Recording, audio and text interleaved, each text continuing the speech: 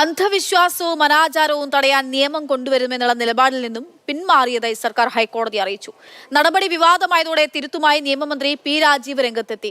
നിലവിൽ നിർദ്ദേശിച്ച ബില്ലിൽ പോരായ്മകൾ ഉള്ളതിനാലാണ് മുന്നോട്ടു പോകാത്തതെന്നും പുതിയ ബില്ല് കൊണ്ടുവരുമെന്നും മന്ത്രി പി രാജീവ് പറഞ്ഞു.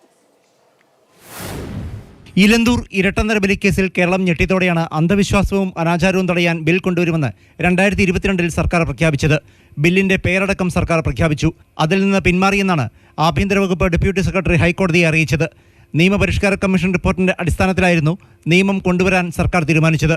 2023 ജൂലൈ 5 ചേർന്ന മന്ത്രിസഭാ യോഗം ഈ നിയമനിർമ്മാണവുമായി മുന്നോട്ട് പോകേണ്ടെന്ന് തീരുമാനിച്ചതായാണ് സർക്കാർ അറിയിച്ചത്.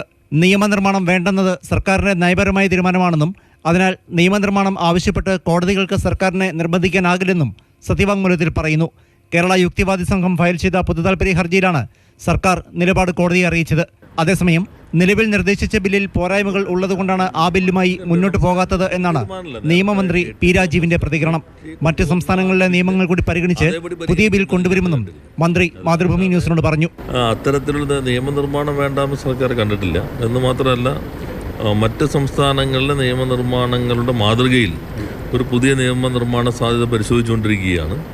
അത് പൊതുജനങ്ങളുടെ കൂടി അഭിപ്രായം തേടിയിട്ട് വേണം ബില്ലിൻ്റെ അവസാന രൂപത്തിലേക്ക് എത്തേണ്ടതെന്ന് മുഖ്യമന്ത്രി തന്നെ നിർദ്ദേശിച്ചിരുന്നു.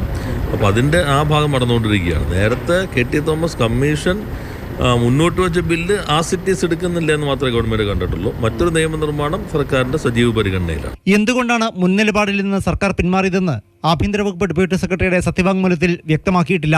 സർക്കാർ തീരുമാനത്തിൽ അതൃപ്തി പ്രകടിപ്പിച്ച ഹൈക്കോടതി പുതിയ സത്യവാങ്മൂലം നൽകാൻ നിർദ്ദേശിച്ചിട്ടുണ്ട്. മാതൃഭൂമി ന്യൂസ്, കൊച്ചി.